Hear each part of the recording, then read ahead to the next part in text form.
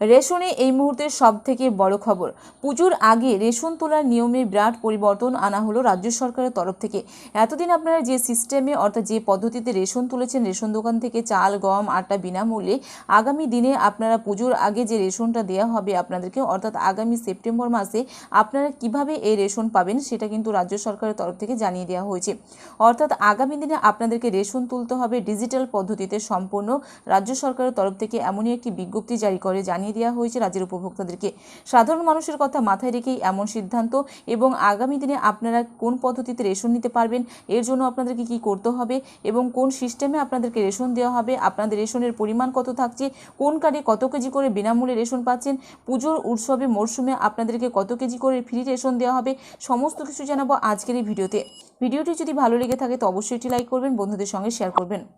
কেন্দ্র এবং রাজ্য সরকারের পরিবর্তনের পর থেকেই সাধারণ মানুষের জীবনযাত্রায় নানা পরিবর্তন এসেছে। একদিকে যেমন নতুন নতুন কল্যাণমূলক প্রকল্প চালু হয়েছে, তেমনই প্রথাগত নিয়মে এসেছে বড়সড় বদল। আর এবার আসন্ন পুজোর ঠিক আগে রেশনের সামগ্রী তোলার নিয়মে বড়সড় পরিবর্তনের সিদ্ধান্ত নেওয়া হয়েছে কেন্দ্র সরকার এবং রাজ্য সরকারের তরফ থেকে।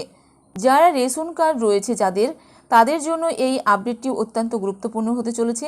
কেন্দ্রীয় খাদ্য গণবন্টন ব্যবস্থাকে আরও স্বচ্ছ ও উন্নত করতে এবং কালোবাজারি সম্পূর্ণভাবে রুখতে রেশন কার্ডের তালিকা সংশোধন থেকে শুরু করে বরাদ্দ খাদ্যশস্যের পরিমাণে একাধিক পরিবর্তন আনা হচ্ছে।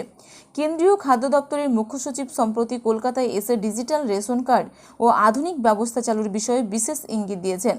নতুন নিয়ম অনুযায়ী এবার থেকে সাধারণ উপভোক্তাদের জন্য ডিজিটাল মুদ্রা বা কারেন্সির মাধ্যমে রেশন দেওয়ার পরিকল্পনা নেওয়া হয়েছে। প্রথাগত ইপিওএস মেশিনের বদলে এবার ডিজিটাল মুদ্রার ব্যবহার শুরু হতে চলেছে। সরকারের নির্দেশিকা অনুযায়ী রাজ্যের 2 প্রধান জেলায় এই ডিজিটাল মুদ্রার মাধ্যমে রেশন বন্টনের একটি পাইলট প্রজেক্ট বা পরীক্ষামূলক প্রকল্প শীঘ্রই চালু হতে চলেছে।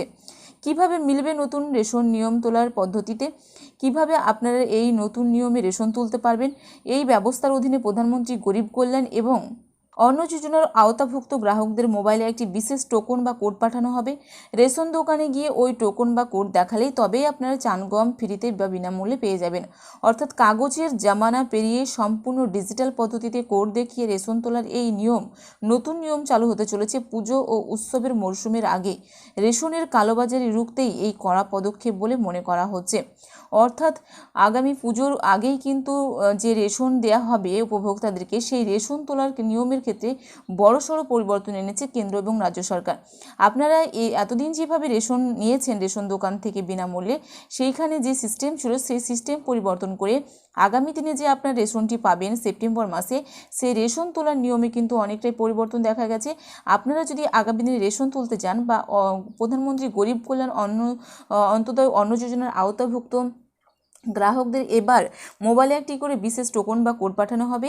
সেই টোকন বা কোডটি কিন্তু আপনারা দেখালেই যে বিনামূল্যে চাল, গম, আটা, ছোলা এই সমস্ত পান সেগুলো কিন্তু পেয়ে যাবেন। সম্পূর্ণ ডিজিটাল পদ্ধতিতে এবার বিনামূল্যে রেশন দেওয়া হবে। ইতিমধ্যে রাজ্য সরকারের তরফ থেকে জানিয়ে দেওয়া হয়েছে এবং নতুন নিয়ম কিন্তু রাজ্যে চালু হতে চলেছে। তা আপনারা যেভাবে সম্পূর্ণ জালিয়াতি বা ভুয়ো বা দুর্নীতি বা অনিয়ম রুখতেই কিন্তু এমন ডিজিটাল পদ্ধতি সিস্টেম আনা হয়েছে রাজ্য সরকারের তরফ থেকে।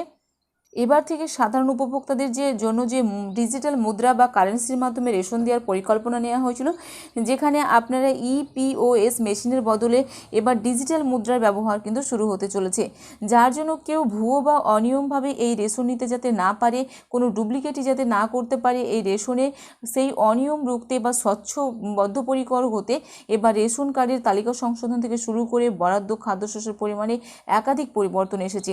অর্থাৎ রেশন কার্ডে যাদের নামের ভুল ছিল বা রেশন কার্ড যাদের ভুল রয়েছে, সেখান থেকে শুরু করে আপনাদের খাদ্যের যে পরিমাণ সেই পরিমাণেও কিন্তু একাধিক পরিবর্তন আনা হয়েছে ইতিমধ্যে।